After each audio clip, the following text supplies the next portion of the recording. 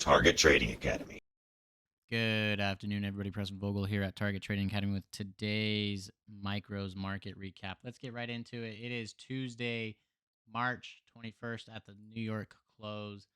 Now, oil opened gap up from its range from the day prior. That close was down here, down here. Not too low, but it was up higher. We had an initial selling off. They didn't quite reach that HVA edge before they turned around and hit the other one. And then that one held, came back down, hit that edge, and held twice. You'll see, again, as a side note, these levels are drawn the night before the next day's trading activity. So they are not drawn throughout the day or intraday. These are drawn the evening before so that our students can download them and put them onto their respective platform, their charts, so that they are ready to go that evening, next morning, or just for the pit. Ultimately, oil never made it back down into its range, thus never made it to its close. They turned around, had a little bit of round trip. Remember, round trip is when you have a set high and low. They come down, overtake it. So we had a round trip. They made new lows. They tested those lows, and then they had another round trip and made new highs, and they just couldn't break out after that. They lost all that momentum getting up there. But we are finishing net positive in oil.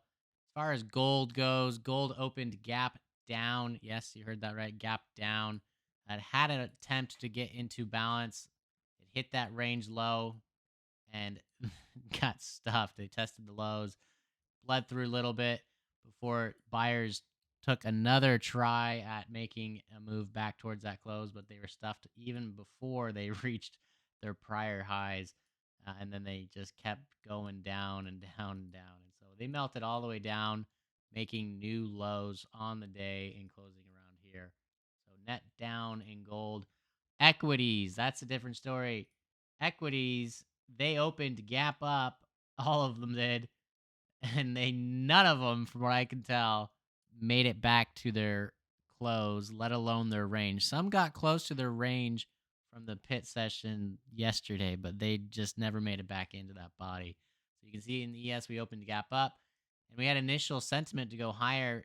There was some resistance in that area. Ultimately, they did start turning around. You can see how slow this was, a very choppy grinding move. First 30 minutes is right here, and you can see how consolidated and condensed that is. But as you can see, they did make that attempt to come down. They kept fighting it. Ultimately, though, the buyers took charge and made new highs on the day in the ES. Similar story in the NASDAQ. I should go back and explain why there is no HVAs in the ES. That is because we are above that contract high, meaning this is the set contract high that we have. It's determined based off of Pat's proprietary methodology of when that contract starts. And so if we are above it, that means that there has been no volume traded above that price any time during that contract. So this is new volume, meaning that yes, now HVAs can be placed in this area that has been traded, and new contract high has been made. So every time you get outside the contract high or low, you will not have any HVAs. So keep that in mind. As far as the NASDAQ goes, you can see we didn't open above that contract high, but yet we did open gap up from that range and close from yesterday. That contract high is right there. You can see we opened there, had an initial move up, much like the ES, hit that once, twice, and both of those winners came tumbling down. They tested those lows. That held, and then they tested the highs yet again, and they looked like they were breaking out, but they soon got stuffed by a large seller, and that seller came all the way down here ultimately, making that attempt towards that close from yesterday. But as you can see, they had the opening. They had the opening highs. That's the 10 o'clock opening lows.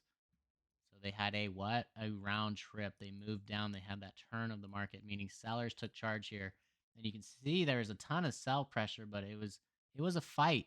Look how consolidated it got. Ultimately, the sellers gave up for a little bit before trying again. As you can see here, that rally, and they could not. They were fighting tooth and nail. They could not make that move back towards balance. Balance is getting into that range at the very least from the day prior, if not getting to that close.